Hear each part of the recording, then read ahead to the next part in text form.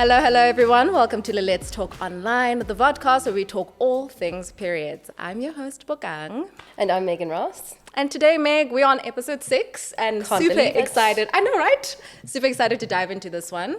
Tampons and taboos. And of course, today we're not alone. We've got a lovely guest with us, Pontsho Pilane. Hi, Pontsho. Hi, Bokang. Hi, Meg. Hi. So nice to have you. For those of us who might not be familiar with your work, do you want to tell us a little bit about yourself and just in lieu of an intro? Sure. I'm a writer, former journalist, as well as an author.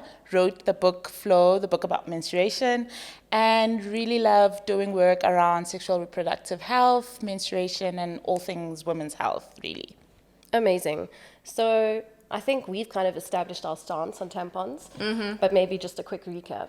Okay, for those of you guys who don't know, Megan is a tampon. She loves tampons. Okay, those people who don't. I'm like, tampons, yeah, okay, I get it. But maybe, Pontsho, today, through our conversation, you guys will take me from the middle to, convert me. I think so, because I consider myself a tampon evangelist. Love it. I'm team tampons all the way. I prefer tampons. I do not like any other period product.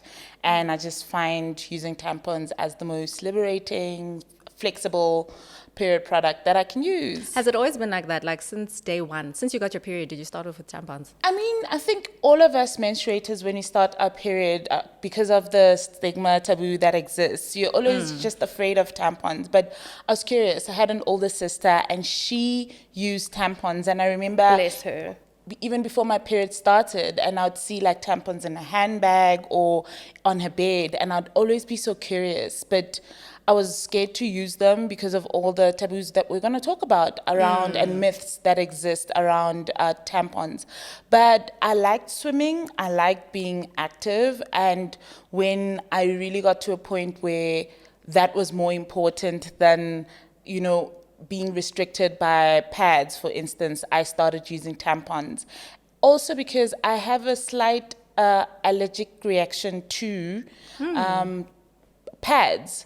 So I just felt that it was better for me to use tampons because there's no skin contact with the period product. Absolutely. And we've got a uterus light, but I think we need a sign that says tampon evangelist. Yeah. We really do. Tattoo it on my forehead. We'll put it in the budget next season. And Bokang, is for you the reasons you don't use tampons? It's not really anything to do with taboos. I just, it's just like, Yeah. So I was like, okay. But I was telling you guys, I feel like I say this every episode. I'm like, no, my next period, I'll try it. Guys, on the record, okay? On the record. In front of the people, in front of the public, my next period, guys, I'll try a tampon. And by the time we come to the next episode, I would have tried it. And I'll let you guys know. I'm going to follow up on that. Yeah, exactly. I want to see hold tweets her accountable. Okay, fine. Yeah. Well, I think we can dive into our first question from the Lil-Lets Talk platform. Pontsho and Bokang. Is it safe for a virgin to use a tampon? That's, again, going back to the story that I was saying, that's always kind of when you're new into menstruating, that's the first kind of thing that you're scared of. And I think the question that we should be asking what is this idea of virginity? It's a social, cultural, religious construct, right? Around that's on a physical level, it's based on the idea of a hymen, and then the breaking of a hymen being losing or not being a virgin anymore. But the hymen can break from anything. We've seen the literature and the scientific information on that. So what is this idea about, tampons and virginity? But let's be honest, growing up as a girl in the communities, in the society that we grow up in, there's certain ideas that we get about our vaginas. And one of them is that, inserting things inside your vulva and vagina is seen as a very taboo thing. And that's why a lot of people then are scared that using tampons means losing their virginity. But it has nothing to do with that. So it's completely safe, but I often tell people that we need to also kind of think beyond just does a tampon affect your virginity, and really interrogate what virginity even means to begin with. Absolutely. And if we look at the biology We know that a hymen is not just this kind of sheath of skin, right? Yes. It's actually more like a scrunchie that can stretch and, as you said, can be affected by a number of different things, not just, sex.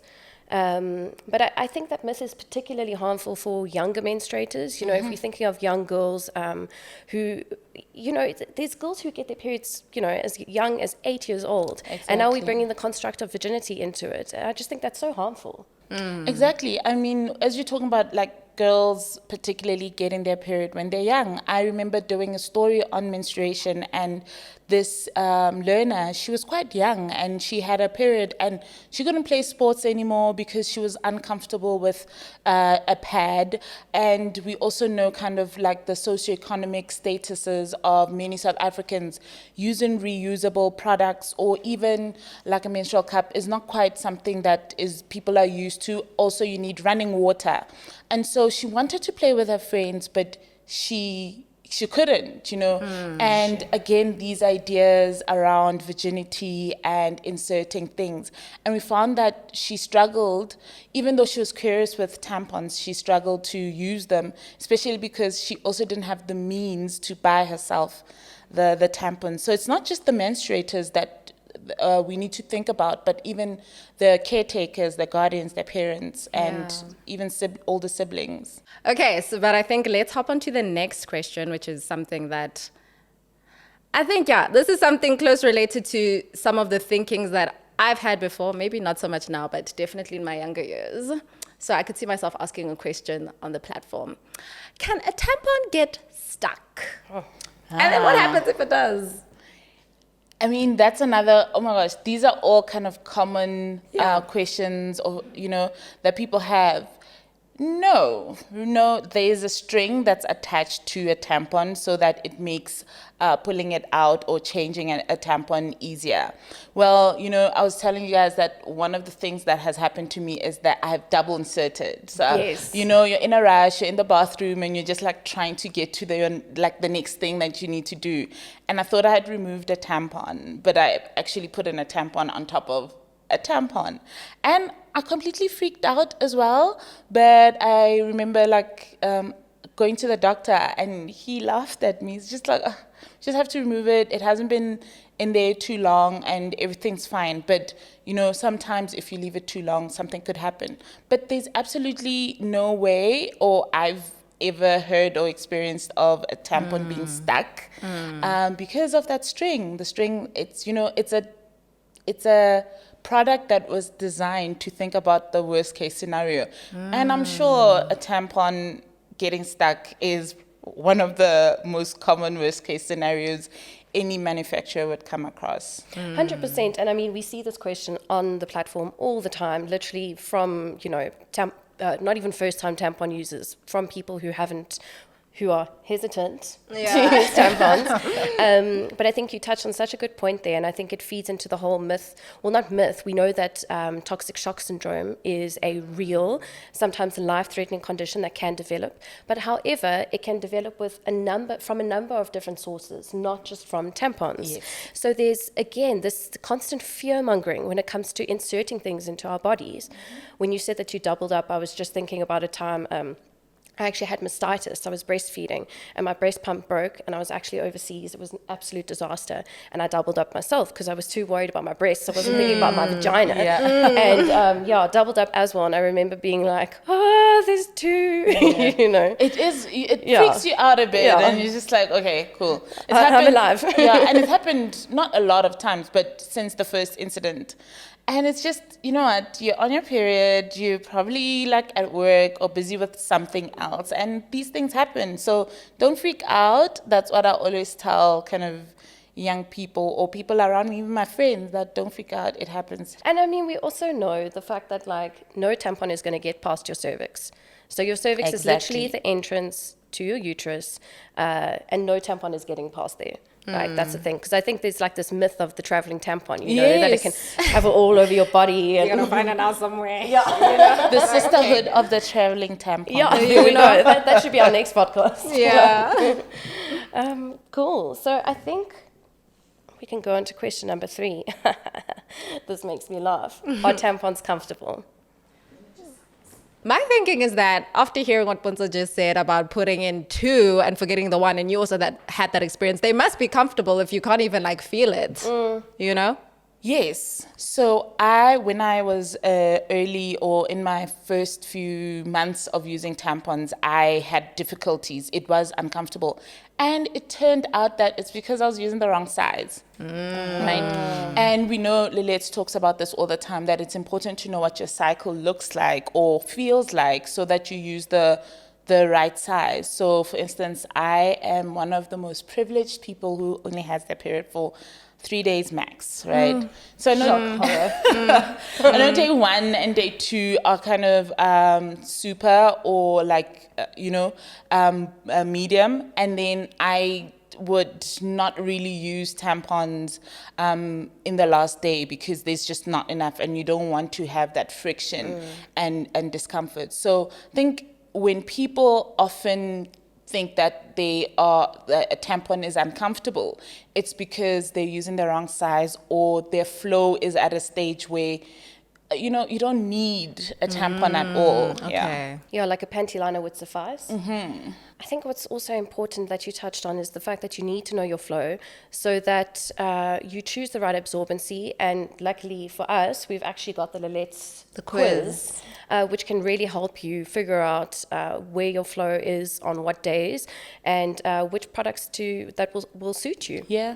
I love the quiz. I mean, I kind of already had an idea of what my period was like, and I mean, it's so short. I blink and it's done. But I still did the quiz. I so wish. Okay. How long is your period, by the way? It's a good 5 days. Oh but my God. She's like, oh, good God. That's just pills.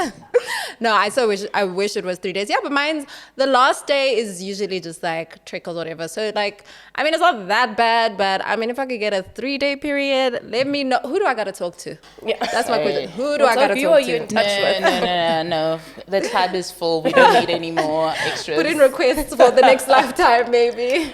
No, but I'm in that club where your period stops for a day and then it comes back again, you know? That's the Yeah, worst. I'd hate that. Yeah, so you just think you're getting comfortable and then wham, she's back. And then she comes again. Bam, she's here you are. Yeah, that's the worst. And again, talking about periods, our periods change over time, right? Like, I have a 3-day period, but when I was younger, in my early 20s, I used to have a 5 to 7 day period. And as She's done her dues. I paid my dues. And I think that's what happens, depending at what's happening in your body, are you on medication? It really, the flow is not just that's your period. There's so many things. Our body is an ecosystem. And when one part is impacted, we see it also impact with even our period. I know people who get their period because they're nervous. Yeah. I actually was like shocked into a horrified silence there. Apparently, wedding planners, like it's standard that when it's someone's wedding that they should just wear a pad just in case, because many brides go onto their period when they're on their wedding day. I didn't know that. Such an interesting anecdote.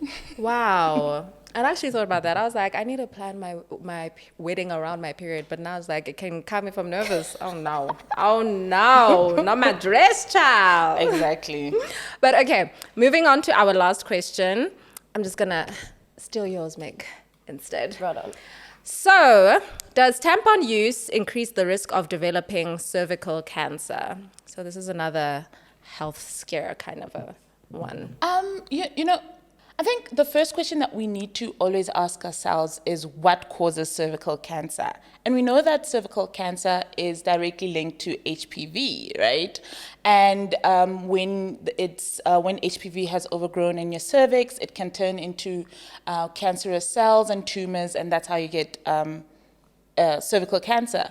So because of just that definition of what causes cervical cancer, there is no relation to tampon use, because do tampons carry HPV? No. Do tampons increase your likelihood of having HPV in your cervix? No. There are other causes of HPV, and often again, with all the myths and the taboos that we've discussed, these are other ways in which we find the conversation around tampon use or anything that has to do with our vulvas and vaginas revolving around these risks, because people are scared, but we also grow up, like, we live in the patriarchy, and the patriarchy just tells us those kind of things. And so there is no risk of cervical cancer when you use tampons. But going back, I feel like this is almost full circle. We need to remember what causes cervical cancer, but also what prevents it. Pap smears, talk about pap smears. Again, if you're afraid to use a tampon, you're most likely afraid to go do a pap smear. I think you spoke about this earlier, but where are these myths coming from? The patriarchy. And by that, I just mean that, we live in a world, particularly as women or people who are socialized as women, we live in a world that really determines what we do with our bodies and when to do it and who has power over our bodies. And we even see, we were just talking now around having to hide a period product.